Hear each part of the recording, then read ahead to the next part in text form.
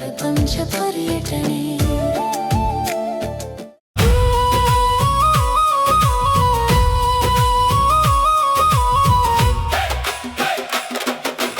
ಭೂತಾಯಿಯ ಮಡಿಲಲ್ಲಿ ಬೆಳೆಗಳ ನಲಿವು, ಹಸಿರಿನ ಹೊದಿಕೆಯಲ್ಲಿ ಜೀವದ ಚಲುವು. ಕೈಗಳ ಶ್ರಮದಲ್ಲಿ ಮೂಡುವ ಫಲವು ನಾಡಿನ ನೆಮ್ಮದಿಯ ಅಮೂಲ್ಯ ನಿಧಿಯು. ಬೆವರಿನ ಮುತ್ತುಗಳ ಸರಗಳ ನೇಯುವ ಕನಸುಗಳ ಬೆಳಕನು ಹೊಲದಲ್ಲಿ ಬಿತ್ತುವ. ಅನ್ನದಾತನೆಂದು ಜಗವೆಲ್ಲ ಹೊಗಳುವ ರೈತನ ಮಹಿಮೆಯನ್ನು ಯಾರು ತೂಗುವ. ಸೂರ್ಯನು ಮುಳುಗಿದರು ಕೆಲಸವು ನಿಲ್ಲದು, ಚಂದ್ರನು ಉದಯಿಸಿದರು ನಂಬಿಕೆ ಸಾಯದು. ಭೂಮಿಯ ಉಸಿರಾಗಿ ಜೀವವು ಹರಿಯುವುದು, ರೈತನ ಪರಿಶ್ರಮದಿ ಜಗವೆಲ್ಲ ಉಳಿಯುವುದು. ಮಣ್ಣಿನ ಕಣಕಣದಲ್ಲಿ ದೇವರ ದರ್ಶನ, ಉಳುಮೆಯ ಪ್ರತಿ ಹೆಜ್ಜೆಯಲ್ಲಿ ಜೀವನ ಪಾಠ. ಶ್ರಮದಲ್ಲಿ ಅರಳುವುದು ಸತ್ಯದ ಸೌಂದರ್ಯ, ರೈತನ ಬದುಕೆ ಭಾರತದ ಐಶ್ವರ್ಯ. ಐಶ್ವರ್ಯ, ಐಶ್ವರ್ಯ. ಐಶ್ವರ್ಯ. ಇವತ್ತು ನಾವು ಕೋರ್ಟ್ಗಳಲ್ಲಿ ಡಿಸ್ಪ್ಯೂಟ್ಗಳಲ್ಲಿ ನೋಡಿದಾಗ, ಲ್ಯಾಂಡ್ ಅಕ್ವಿಜಿಷನ್ಗಳನ್ನು ನೋಡಿದಾಗ ಈ ವಿಷಯವಾಗಿ ನಾವು ರೈತರುಗಳಾಗಲಿ ಅಥವಾ ಯಾವುದೇ ರಿಟ್ ಆಗಲಿ ಯಾವುದೇ ದಾವೆಗಳಾಗಲಿ ಬಿದ್ದಿಲ್ಲ. ಅಂತಂದ್ರೆ ನಮಗೆ ಇದರ ಬಗ್ಗೆ ಮಾಹಿತಿ ಇಲ್ಲ. ನಮಗೆ ಹೇಗೆ ನಾವು ಮೊತ್ತವನ್ನು ನಿರ್ಧರಣೆ ಮಾಡಬೇಕು, ನಮ್ಮ ಮೊತ್ತ ನಿರ್ಧರಣೆ ಮಾಡಲಿಕ್ಕೆ ಹಕ್ಕಿದೆಯೇ? ಅದನ್ನೇ 19F we should invoke it ಅಂತಂದ್ರೆ, ಈಗ right to occupation is the fundamental right. Once it is an occupation of my, it is a my profession. Agriculture ಹೇಳುವುದು ನಮ್ಮ ಪ್ರೊಫೆಷನ್. ಆ ವೃತ್ತಿಯಲ್ಲಿ ಲಾಭ ಆಗಲಿ ನಷ್ಟ ಆಗಲಿ ಅದನ್ನ ಕ್ವಶನ್ ಮಾಡುವಂತ ಅಧಿಕಾರ ಕಾನ್ಸ್ಟಿಟ್ಯೂಷನ್ ಗ್ಯಾರಂಟಿ.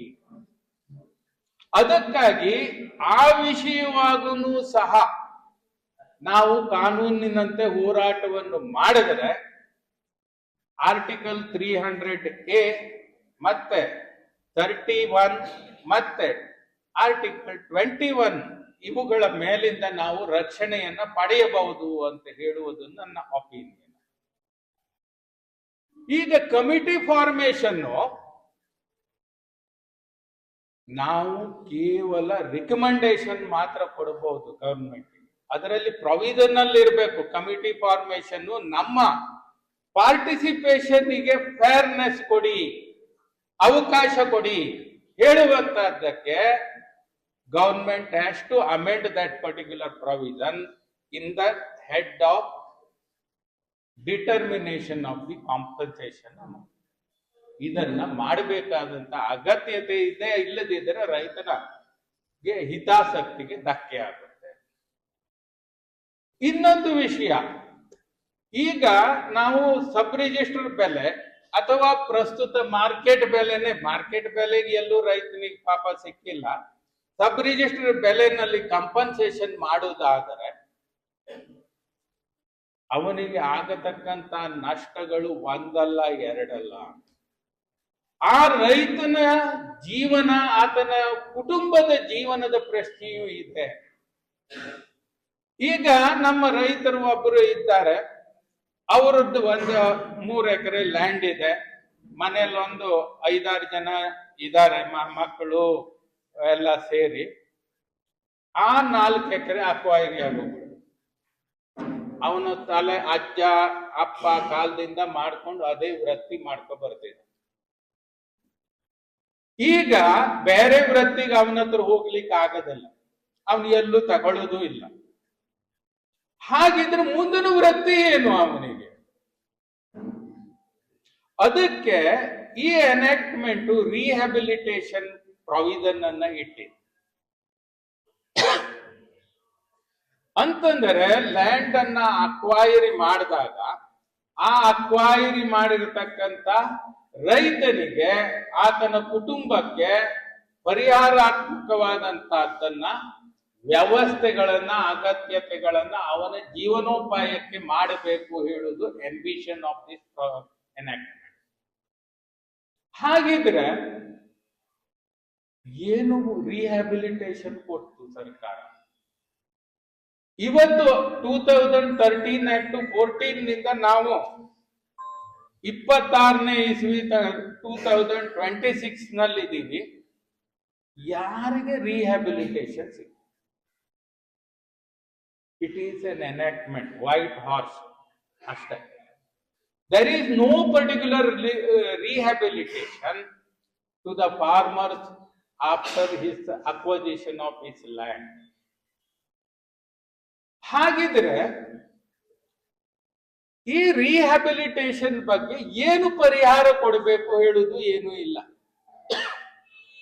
ಸರ್ಕಾರ ಈ ರಿಹ್ಯಾಬಿಲಿಟೇಷನ್ ಸ್ಕೀಮ್ ಅನ್ನು ಏನು ಮಾಡಿಲ್ಲ. There is no particular scheme so far about the rehabilitation of the person who aggrieved in the land acquisition. ಹಾಗೆ ಅಂತಂದ್ರೆ ಈ ಶೆಡ್ಯೂಲ್ಡ್ ಟ್ರೈಬ್ಸ್ ಗಳ ಲ್ಯಾಂಡ್ ಅನ್ನ ಕೆಲವೊಂದಿಷ್ಟು ಟೈಮ್ ಅಕ್ವೈರಿ ಆಗಿರುವಂತ ಸಂದರ್ಭದಲ್ಲಿ ಅವರ ಮನೆ ಅಥವಾ ವಸತಿ ಪ್ರದೇಶಗಳು ಹೋಗುತ್ತೆ ಅಕ್ವಜಿಷನ್ ಅಲ್ಲಿ. ಫಾರ್ ಎಕ್ಸಾಂಪಲ್ ಡ್ಯಾಮ್ ಕಟ್ಟಬೇಕಿದ್ರೆ, ರೋಡು, ರೈಲ್ವೆ, ಇಂಥ ಪರಿಸ್ಥಿತಿಗಳಲ್ಲಿ ಕೆಲವು ಸಂದರ್ಭದಲ್ಲಿ ಮಾತ್ರ ಅವರಿಗೆ ಬೇರೆ ಮನೆ ಮಾಡಿಸಿಕೊಟ್ಟಿದ್ದಾರೆ. ಬಿಟ್ರೆ ಮತ್ತೆ ಜೀವನಕ್ಕೆ ಏನು ಸಪೋರ್ಟಿಂಗ್ ಏನು ಇಲ್ಲ. ಆ ಬೇರೆ ಮನೆಯಲ್ಲಿ ಮಾಡಿಕೊಂಡು ಅವ್ರ ಜೀವನ ಮಾಡ್ಕೋಬೇಕು. Is it A fairness? ನಾವು ಕೇಳ್ತಿರೋದು ಅವನಿಗೆ ಬದುಕಲಿಕ್ಕೆ ರಿಹ್ಯಾಬಿಲಿಟೇಷನ್ ಕೊಡಿ. ಇಲ್ಲಿ 3 ಎಕರೆ ಇದ್ದಿರುವಂತ ಲ್ಯಾಂಡ್ ಕಂಪ್ಲೀಟ್ ಆಗಿ ಅಕ್ವೈರಿ ಆದ ನಂತರದಲ್ಲೂ ಅವನಿಗೊಂದು 3 ಕೋಟಿನೋ 2 ಕೋಟಿನೋ, ಅದು ಬಹಳ ಹಳ್ಳಿ ಆಗ್ಬಿಟ್ರೆ ಅದು ಇರೋದಿಲ್ಲ, 10-12 ಲಕ್ಷ ಬರುತ್ತೆ. ಆ ದುಡ್ಡು ಇಟ್ಕೊಂಡು ಅವನು ಹೇಗೆ ಜೀವನವನ್ನ, ಅವನ ಕುಟುಂಬದ ನಿರ್ವಹಣೆಯನ್ನ ಮಾಡ್ಲಿಕ್ಕೆ ಆಗುತ್ತೆ? ಅದು ಫೇರ್ನೆಸ್. ನಂತರ ಈ ಲ್ಯಾಂಡ್ ಅಕ್ವೈರಿ ಆಗುವುದು 2026ರಲ್ಲಿ ಅಂತ ಇಟ್ಟು ನಮ್ಮದು, ಅದು ನಮ್ಮ ಮುಂದಿನ ತಳಗಳಿಗಳಲ್ಲಿ ಪಾಸ್ ಆಗುವಂತ ಆಸ್ತಿ.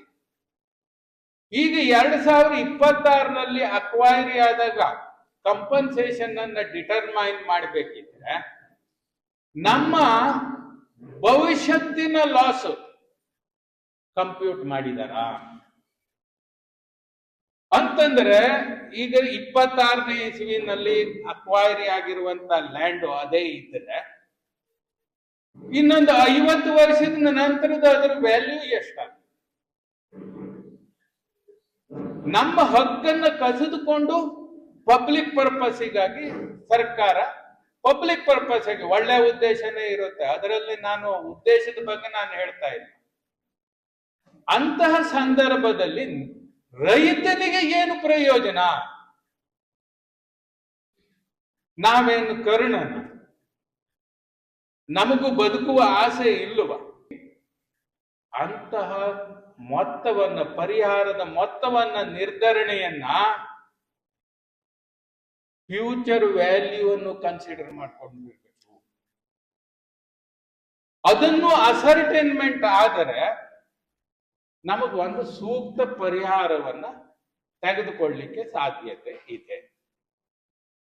ಅದಕ್ಕಾಗಿ ಹೇಳಿದ್ದು ಆ ವಿಷಯಗಳನ್ನ, ನಿರ್ಧರಣೆಯನ್ನ, there must be the committee. ಆ ಒಂದು ಅದಕ್ಕೆ ಕಮಿಟಿ ಇದ್ರೇನೆ ಅದರ ನಿರ್ಧರಣೆ ಭವಿಷ್ಯತ್ತಿನ ಲಾಸು, ಇವತ್ತಿನ ಲಾಸು, ಮತ್ತೆ ರಿಹ್ಯಾಬಿಲಿಟೇಷನ್, ಆ ಅಕ್ವೈರಿ ಆದಂತ ಲ್ಯಾಂಡ್ ನ ರೈತನಿಗೆ ಏನೇನು ಕೊಡಬೇಕು. ಫಾರ್ ಎಕ್ಸಾಂಪಲ್, ಸರ್ಕಾರ ಈ ಎಗ್ರೋ ಮಷಿನರೀಸ್ ಅನ್ನ ಕೊಡಬಹುದು, ಎಗ್ರೋ ಇಂಡಸ್ಟ್ರೀಸ್ ಅನ್ನ ಹಾಕಬಹುದು, ಹಾಗೇನೆ ಅಗ್ರೋ ಇಂಡಸ್ಟ್ರಿಗಳಿಂದ ಮುಂದಿನ ಜೀವನವನ್ನ ನಿರ್ವಹಣೆ ಮಾಡ್ಕೋಬಹುದು ರೈತ. ಆದ್ದರಿಂದ ಅಂತಹ ರಿಹ್ಯಾಬಿಲಿಟೇಷನ್, ಫೇರ್ ಕಾಂಪನ್ಸೇಷನ್, ಇದನ್ನ ಡಿಟರ್ಮಿನೇಷನ್ ವ್ಯವಸ್ಥೆ ನಮ್ಮಲ್ಲಿ ಬರಬೇಕು. ಆ ಪ್ರೊವಿಷನ್ ಅನ್ನ ಅಮೆಂಡ್ಮೆಂಟ್ ಸರ್ಕಾರ ಮಾಡುವುದರಿಂದ ರೈತರಿಗೆ ಅಂತಂದ್ರೆ ನಮಗೆ ಅನುಕೂಲ ಆಗುತ್ತೆ. ಈಗ ನಮ್ಮ ಲ್ಯಾಂಡ್ ಅನ್ನು ಅಕ್ವೈರ್ ಮಾಡ್ತಾರೆ, ಭವಿಷ್ಯತ್ನಲ್ಲಿ ಸಾರ್ವಜನಿಕವಾಗಿ ಉಪಯೋಗ ಆಗುತ್ತೆ. ಸಾರ್ವಜನಿಕವಾಗಿ ಉಪಯೋಗವಾಗತಕ್ಕಂತ ಲ್ಯಾಂಡ್ ನಲ್ಲಾದ್ರೂ ನಮ್ಮ ಭವಿಷ್ಯತ್ತೂ ಇದೆ.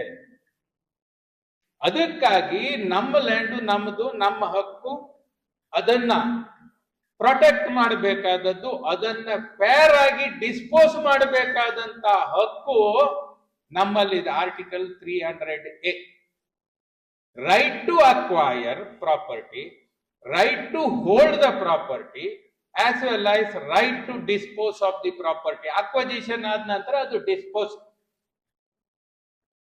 ಅದನ್ನ ನಾವು ಪ್ರೊಟೆಕ್ಟ್ ಮಾಡ್ಕೊಳ್ಬೇಕು. ನಮ್ಮ ಹಕ್ಕನ್ನ ಮೂರನೇವನ್ನ ಬರೋದಿಲ್ಲ, ನಮ್ಮ ಹಕ್ಕನ್ನು ನಾವು ಪ್ರೊಟೆಕ್ಟ್ ಮಾಡ್ಕೋಬೇಕು. ರೈತರಲ್ಲಿ ಒಗ್ಗಟ್ಟಿರ್ಬೇಕು, ಅದು ಪ್ರಮುಖವಾದದ್ದು. ಹೇಗೆ ಒಗ್ಗಟ್ಟು? ಸಬ್ಜೆಕ್ಟ್ ನಲ್ಲಿ ಅಂತಂದ್ರೆ ಕೃಷಿಗಳಲ್ಲಿ ಮಾಡತಕ್ಕಂತ ಕೃಷಿಗಳಲ್ಲಿ ಹೇಗೆ ಮಾಡಬೇಕು, ಏನ್ ಮಾಡಿದ್ರೆ ಬೆನಿಫಿಟ್, ಏನ್ ಮಾಡಿದ್ರೆ ಯಾವುದು ಬೆಳೆ ಉತ್ತಮವಾಗಿ ಬರುತ್ತೆ, ಬೆಳೆ ಉತ್ತಮವಾಗಿ ಬರ್ಲಿಕ್ಕೆ ಹೆಂಗ್ ಮಾಡ್ಬೇಕು, ಇದನ್ನ ಒಗ್ಗಟ್ಟಿನಲ್ಲಿ ಮಾಡಬೇಕು.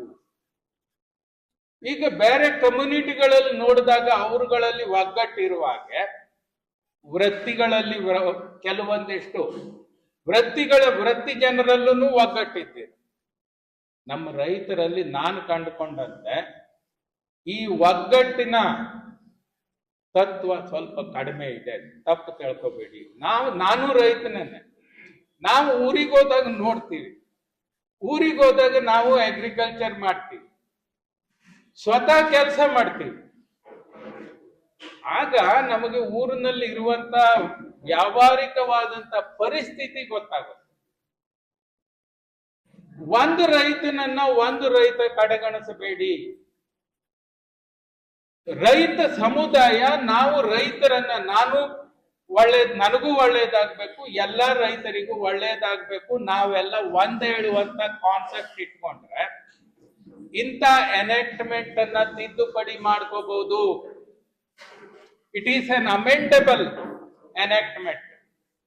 ರಿಪೀಲಿಂಗಿಗೂ ಪ್ರೊವಿಷನ್ಸ್ ಇದೆ ಎನೆಕ್ಟ್ಮೆಂಟ್ ನಲ್ಲಿ. ಆದ ಕಾರಣ ನಮ್ಮಲ್ಲಿ ಒಗ್ಗಟ್ಟಿನಿಂದ ಈ ಪ್ರಯತ್ನವನ್ನ ಮಾಡಿದರೆ ರೈತ ಕುಟುಂಬ, ರೈತ ಸಮುದಾಯಕ್ಕೆ ಒಳ್ಳೆಯದಾಗುತ್ತೆ. ನಂತರ ಈಗ ಫೇರ್ ರಿಹ್ಯಾಬಿಲಿಟೇಷನ್ ಬಗ್ಗೆ ನಾವು ಬಂದರೆ ಕೆಲವೊಂದಿಷ್ಟು ಸ್ಕೀಮ್ ಅನ್ನ ಆ ಅಕ್ವಿಜಿಷನ್ ಜೊತೆಗೆ ಸರ್ಕಾರ ಕೊಡಬೇಕು. ಅಂತಂದ್ರೆ ಉದಾಹರಣೆಗೆ ಲ್ಯಾಂಡ್ ಬಿಜಾಪುರದಲ್ಲಿ ಅಕ್ವೈರಿ ಆಗ್ತಾ ಇದೆ ಅಂತ ಇಟ್ಕೊಂಡ್ರೆ ಅದೇ ಕಾನ್ಸೆಪ್ಟ್ ರಾಮನಗರದಲ್ಲಿ ಅಪ್ಲಿಕೇಬಲ್ ರಿಹ್ಯಾಬಿಲಿಟೇಷನ್ ಆಗಲ್ಲ. ಯಾತಕ್ಕೆ ಅಂತಂದ್ರೆ ಅಲ್ಲಿ ರಿಹ್ಯಾಬಿಲಿಟೇಷನ್ ಮಾಡ್ಬೇಕಿದ್ರೆ ಅವನ ರೈತನಿಗೆ ಯಂತ್ರೋಪಕರಣಗಳನ್ನು ಕೊಡೋದು ಅಥವಾ ಎಗ್ರೋ ಮಷಿನರೀಸ್ ಪ್ಲಾಂಟ್ ಗಳನ್ನ ಹಾಕುದು. ಅಲ್ಲಿದೆ ಬೇರೆ ಬೆಳೆ ಇರುತ್ತೆ, ರಾಮನಗರದ್ದೇ ಬೇರೆ ಬೆಳೆ. ಅದಕ್ಕಾಗಿ ಅದನ್ನ ಅಸರ್ಟೈನ್ಮೆಂಟ್ ಅನ್ನು ಕಮಿಟಿ ಮಾಡಬೇಕು. ಅದಕ್ಕಾಗಿ ಈ ರಿಹ್ಯಾಬಿಲಿಟೇಷನ್ ಈ ಎನೆಕ್ಟ್ಮೆಂಟ್ ನಲ್ಲಿ ಬರೀ ಪ್ರೊವಿಷನ್ ಆಗೇ ಉಳ್ಕೊಂಡಿದೆ, ಬಿಟ್ರೆ ನಿಜವಾದ ಇಂಪ್ಲಿಮೆಂಟೇಷನ್ ಆಗಿಲ್ಲ ಅಂತ ಹೇಳುವುದು ನನ್ನ ಒಪಿನಿಯನ್. ನಂತರ ನಾವು ಇವತ್ತಿನ ದಿವಸ ನೋಡ್ತೀವಿ, ಲ್ಯಾಂಡ್ ಅನ್ನ ಕೃಷಿ ಲ್ಯಾಂಡು, ಬ್ಯಾರನ್ ಲ್ಯಾಂಡು, ಬೇಡದೆ ಹೋಗಿರೋ ಲ್ಯಾಂಡು, ಎಂಥದ್ದು ಏನಿಲ್ಲ, ಸ್ಮಶಾನದಿಂದ ಹಿಡಿದು ಏನಿದ್ರು ಅಕ್ವೈರಿ ಮಾಡಿ ಮುಗಿಸ್ಬಿಡೋದು. ಹಾಗಿದ್ರೆ ಅಂತಹ ಅಕ್ವಜಿಷನ್ ಸಿಂಧುತ್ವವೇ? ಅಕ್ವಿಜಿಷನ್ ಅನ್ನ ನೀವು ಚಾಲೆಂಜ್ ಮಾಡ್ಲಿಕ್ಕೆ ಹೋದಾಗ ಇದನ್ನ ಫಸ್ಟ್ ನಾವು ಪ್ರೆಸ್ ಮಾಡಬೇಕು. ನೀರಾವರಿ ಕೃಷಿ ಜಮೀನನ್ನ ಅಕ್ವೈರಿ ಮಾಡಬಾರದು ಅಂತಾನೆ ಹೇಳುವುದಾದ್ರೆ ಅಂತಹ ಲ್ಯಾಂಡ್ ಅನ್ನ ಹೇಗೆ ಸರ್ಕಾರ ಅಕ್ವೈರಿ ಮಾಡ್ತದೆ? ಇದು ಕ್ವಶನೇಬಲ್ ರೈಟ್.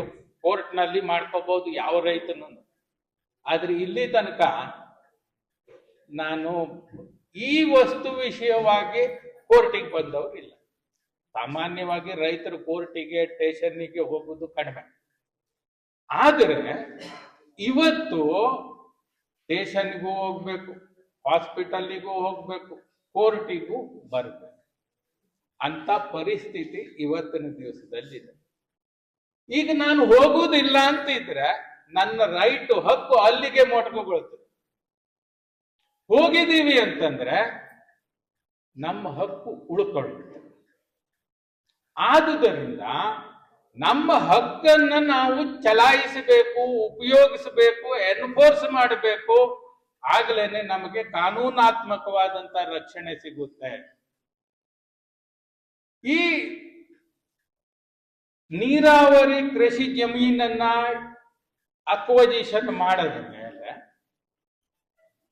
ಅದಕ್ಕೆ ಇನ್ನೊಂದು ಪ್ರಾವಿಷನ್ ಅನ್ನು ಹೇಳುತ್ತೆ.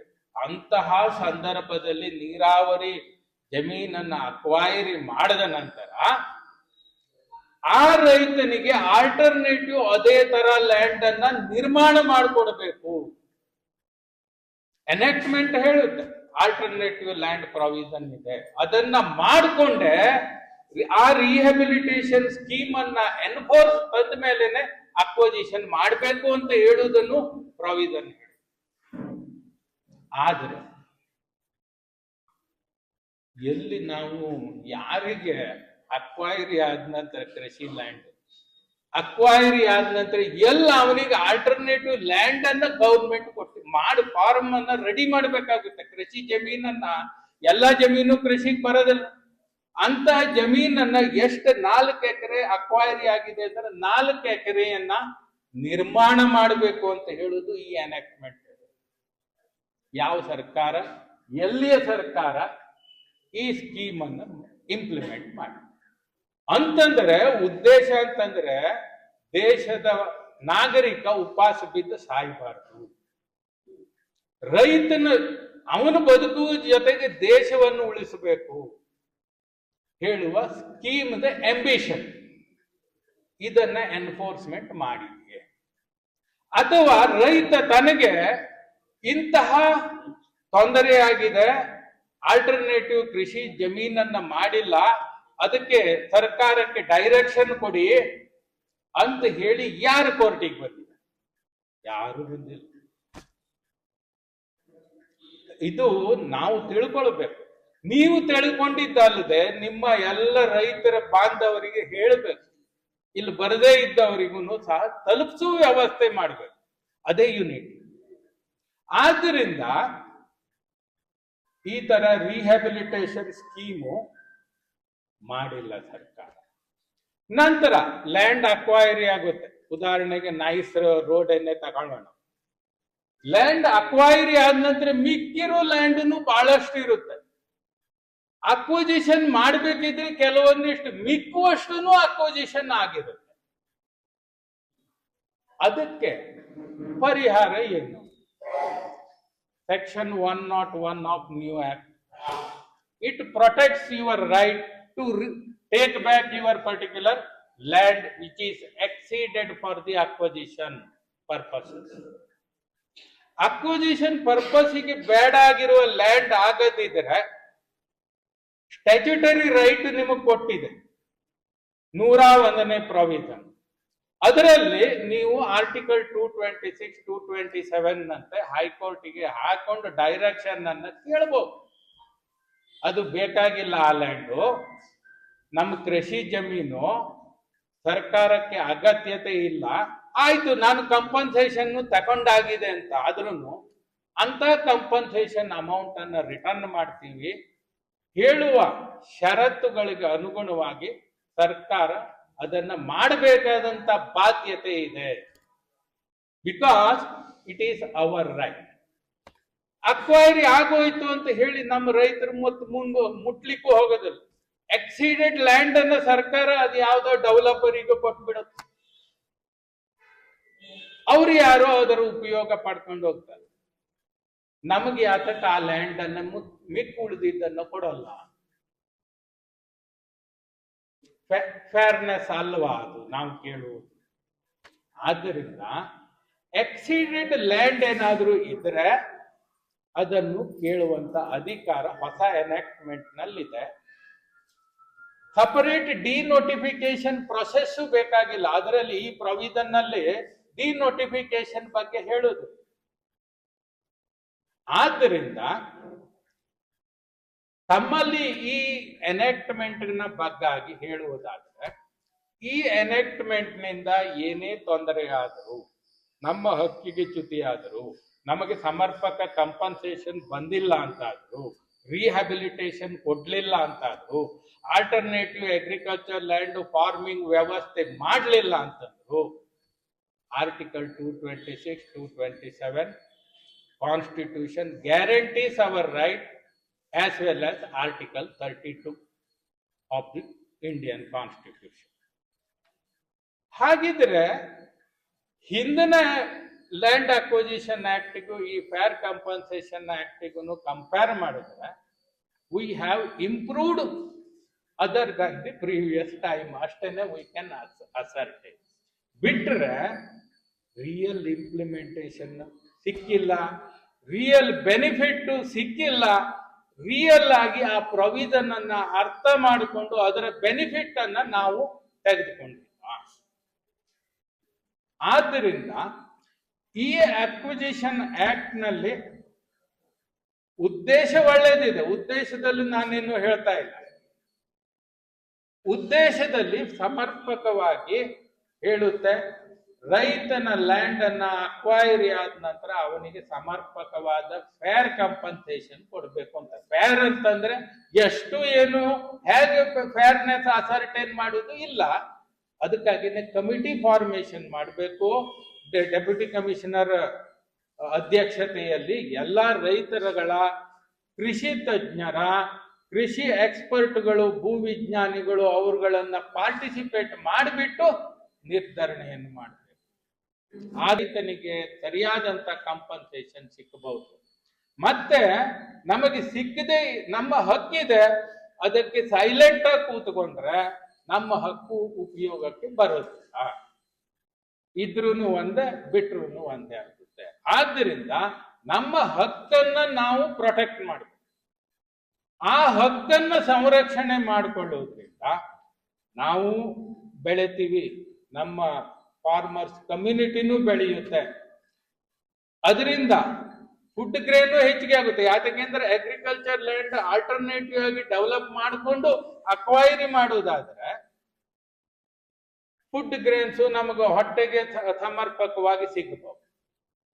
ಆದ್ದರಿಂದ ಈ ಎನಾಕ್ಟ್ಮೆಂಟ್ ನಲ್ಲಿರುವಂತ ಉಪಯೋಗ ಮತ್ತು ದೋಷಗಳನ್ನು ನಿಮ್ಮ ಮುಂದೆ ಇಟ್ಟಿದ್ದೀನಿ. ತಾವುಗಳು ಯಾವುದು ಸರಿ ಯಾವುದು ತಪ್ಪು ಹೇಳುವಷ್ಟು ವಿಚಾರವನ್ನ ಸ್ವತಂತ್ರವಾಗಿ ಮಾಡಿ ಇಂತಹ ಸಂಸ್ಥೆಗಳಿಗೆ ಸಪೋರ್ಟ್ ಮಾಡಿ.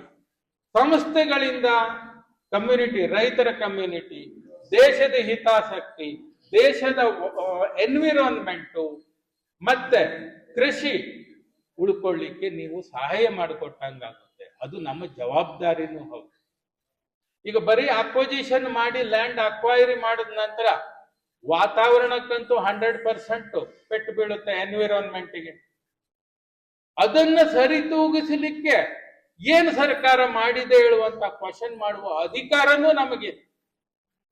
ಅದನ್ನು ಸಹ ತಮ್ಮ ಗಮನಕ್ಕೆ ತರ್ತಿದ್ವಿ. ನಾವು ಬದುಕಿದ್ದಲ್ಲದೆ ನಮ್ಮ ಎನ್ವಿರಾನ್ಮೆಂಟ್, ಪರಿಸರವನ್ನ ರಕ್ಷಣೆ ಮಾಡಿದ್ರೆ ನಮ್ಮ ಮುಂದಿನ ತಳಗಳಿಗೆ ಉಳ್ಕೊಳ್ಳುತ್ತೆ. ಅದಕ್ಕಾಗಿ ನಾವು ಚಿಂತನೆಯನ್ನ ಮುಂದಿನ ತಲೆಗಳಿಗೂ, ನಮ್ಮ ಆರೋಗ್ಯಕ್ಕೂ, ಪರಿಸ್ಥಿತಿಗಳಿಗೂ ನೋಡಿಕೊಂಡು ಯೋಚನೆ ಮಾಡಿ ತಾವು ನಿರ್ಧರಣೆಯನ್ನ ತೆಗೆದುಕೊಳ್ಳಿ ಅಂತ ಹೇಳಿ ನನ್ನ ಮಾತನ್ನು ಮುಗಿಸ್ತಾ ಇದ್ದೀನಿ. ಪ್ರಪಂಚ ಪರ್ಯಟನೆ